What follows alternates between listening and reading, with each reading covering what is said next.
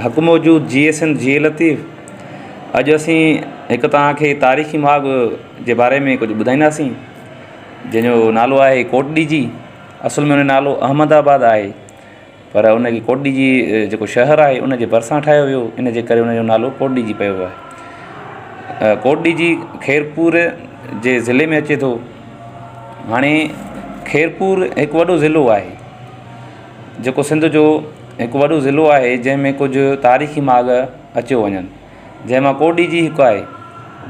खैरपुर रियासत जो हाकिम मीर सोराब ख़ान टालपुर 3 क़िला ठाहिराया हुया।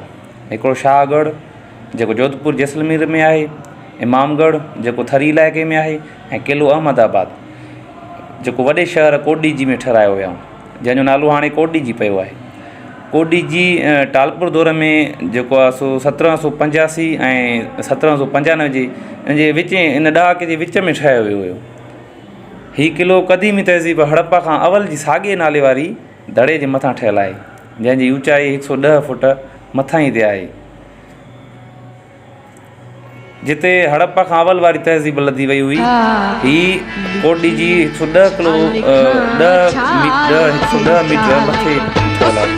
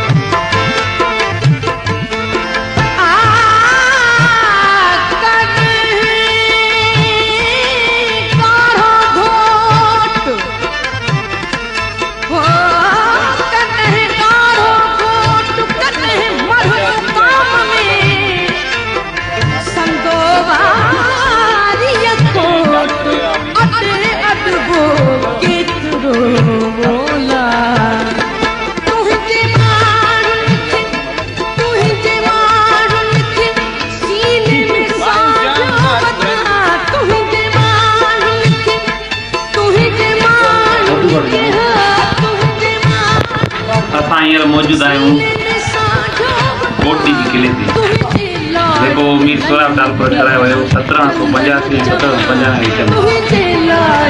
जेको तारीख़ दान लिखनि था त अहिड़ो क़िलो आहे जंहिंखे तारीख़ में कंहिं बि हथ न कयो, अहिड़ो क़िलो आहे जंहिंखे 3 दरवाज़ा आहिनि।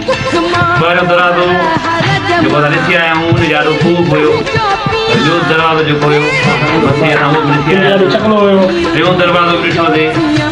हिनमहिल असां मौजूदु आहियूं मीर सोराब टालपुर जो शाही घराणो आहे। हुनजे गुसल हाणे वेठा आहिनि गुसल खाने में, तव्हां ॾिसी सघो था पिया। हुनजो गुसल खानो आहे,